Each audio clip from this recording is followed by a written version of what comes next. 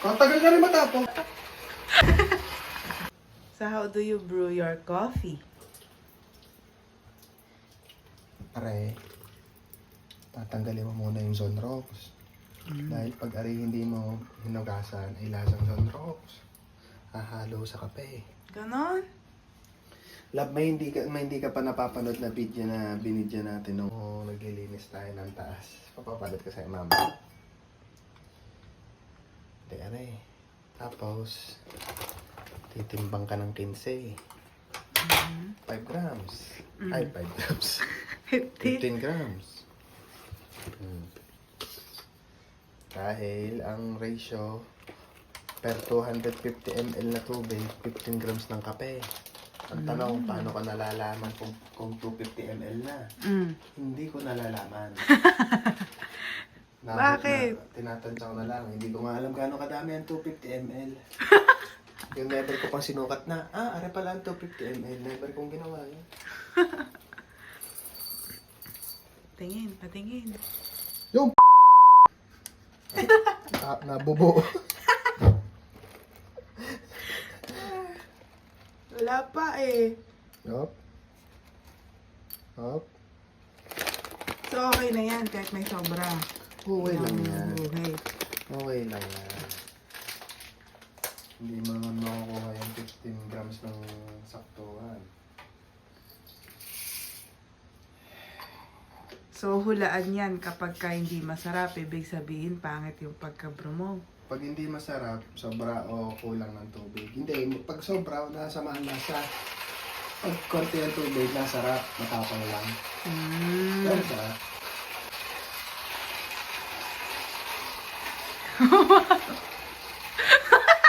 Ganyan ang tamang pag-agray.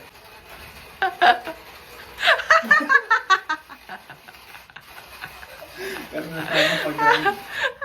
Kaya mag-agray, mag-agray pa ba? Exercise na din yan. Hindi nga lang, oh. Oh, buwan pa.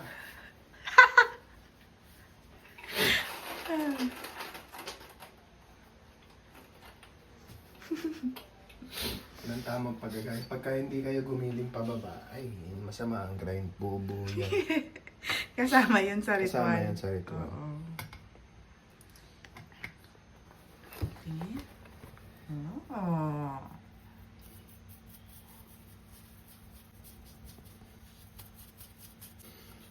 Ito, huwag niyong hugasan. Kakalawangin ng steel burr.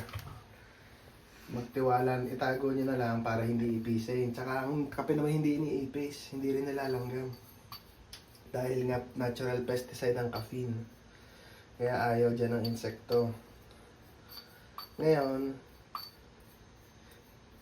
magtiwala na lang din kayo sa antibacterial properties ng kape. Kaya huwag niyo hugasan yung mga gantong grinder, kakalawangin lang. Mangyayari, kakain na kayo lagi ng kalawang.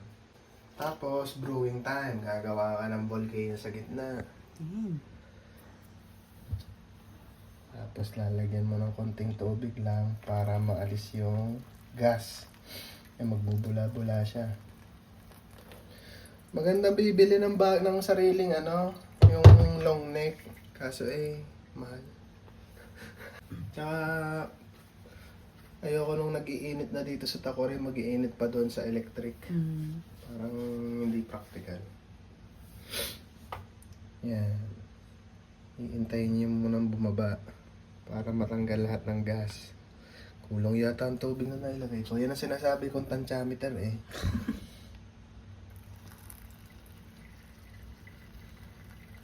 Ayan, nabula pa siya. Magas pa siya. Hindi Di ba masarap. yung mapait? Hindi masarap pagka brino nyo ng maraming hangin ng kape. Pero hindi mo na itatapon yan. Hindi, ang tinapon ko lang yung una, yung lasang sunrock. Okay. Mali, masama ito, yain na. Tapos yan, pantsameter na. 250 ml.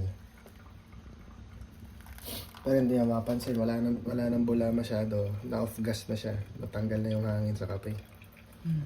Pwede na i-brew.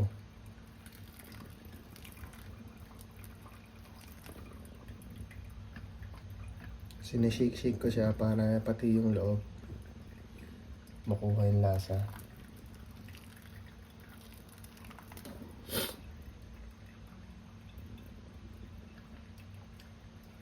Titiblang ko na lang. Puno na.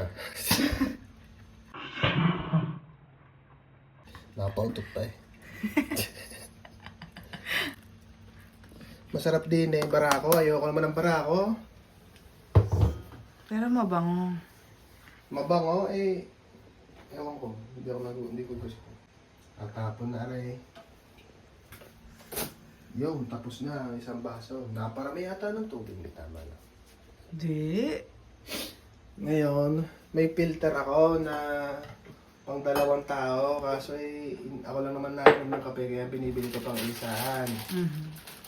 Eh ngayon, naiingit ang isa. Gusto daw niya ng kape. Ay, di naman ako pala inom ng kape. May masabi laang. Oy, gutom na gutom. Ako din. Hindi yan eh, na ano na eh. Lagi na lang tayong gutom. Nakakalam na ang tiyang ko. Dito sa bahay na ito, hindi ko na alam kung Kapampangan pa ba ako o ano.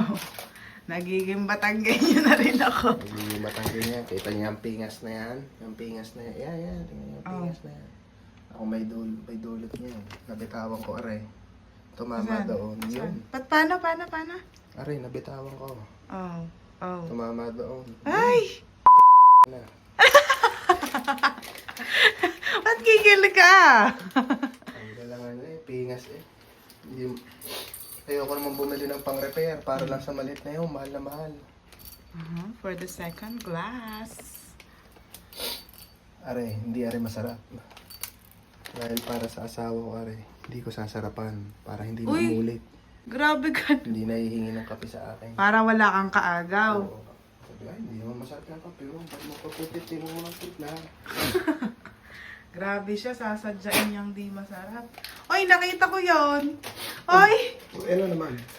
Ano naman ngayon? nahulog na yun eh. Ano naman ngayon? Nahulog na yun. Ano naman ngayon? So? Repeat the process. Ganun ulit. Tanggalin ulit ang Zonrox.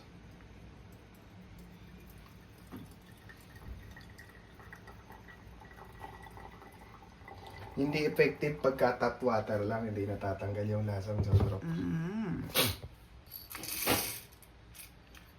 Okay, second Ayan batch ulit. of grinding. Paano kaya yan? Paano mag-grind kaya? Ito ang tamang grinding din.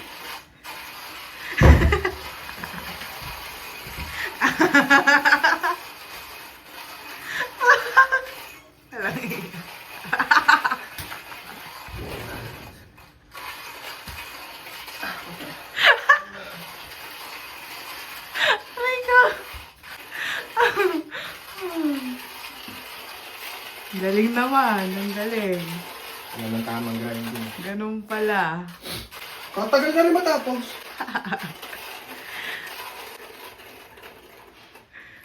Yan. Yung pag wala ng tunog, okay na yan. Oo, ibig sabihin natanggal na lahat na...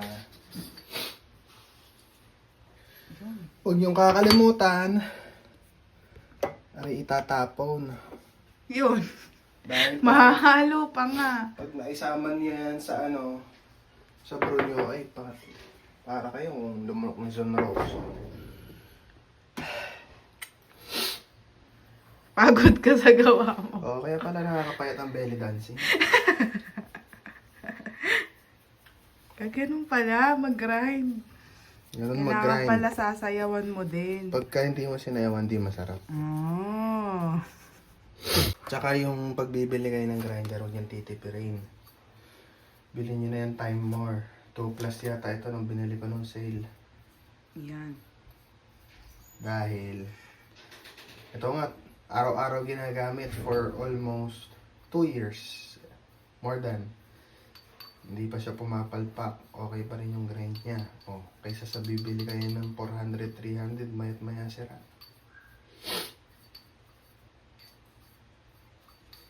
Tsaka pagka bumili kayo ng mumurahing grinder, hindi even yung size.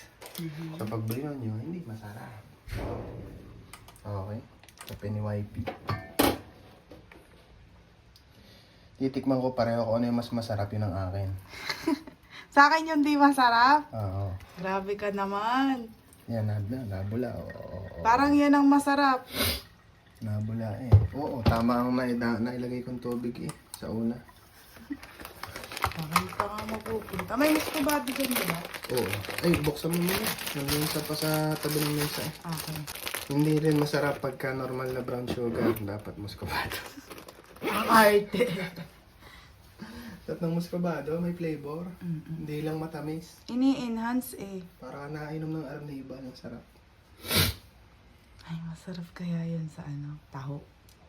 Hingi tayo ng arnibal kay kuya. Tapos, i-compare natin. Tapos, lagyan natin ng ng condensed tsaka arnibal para creamy. Yung Singapore kape? coffee. Oo nga. Ang galing mo. Sama mo na mas kabada daw. Teka lang naman. Hindi pa nga tapos yan eh. Tapusin ko muna. Nanguutos na. Oh, wow. Pagka wala na masyadong bula, good indication yon na Good yung brewing. matanggal niya yung hangin sa unang buhos.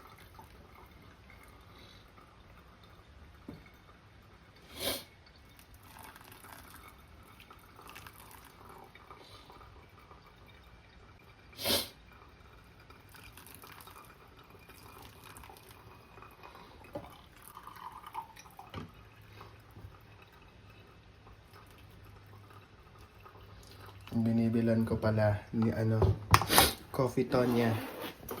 Marami silang klase ng beans. Depende rin sa origin. Itong binubro ko ngayon, Nicaragua. Masarap naman. Compared sa ibang Actually, hindi ko maalala kasi yung mga dating lasa. So, para malaman ko yung difference, kailangan talaga ng side-by-side taste.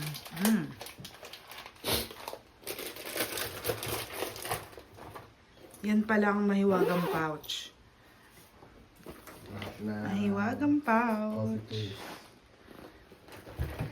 Everyday niya yan ginagawa sa ganga eh. Yan, tingnan mo. Ayaw niya ng 3-in-1 maarte. No, gusto ko naman. Gusto mo. Pagka tinatama 3-in-1 na lang. Okay, ano yun? Saan ang asawa ka? So, ayan ang sugar sa coffee. Masarap talaga yan, promise. Masarap sa lahat. So na nga namin i-try sa iba eh. Bongbong. Ay, oo! Masarap sa... Sarap sa Siguro puto masarap din sa bongbong. Maruya. Tatry namin sa Maruya. Gagawa ng Maruya si Lablab sa weekend. Aha. Oo. Ay, yan.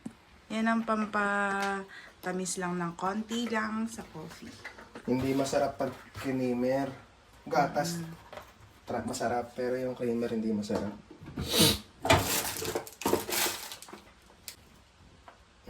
Bango. Hindi lang. Konti lang. Teaspoon lang yan. Lang Yun. ang pang-augment lang ngayon. Okay. Nagsubo pa. Okay. Okay, that's it. Bye. Bye.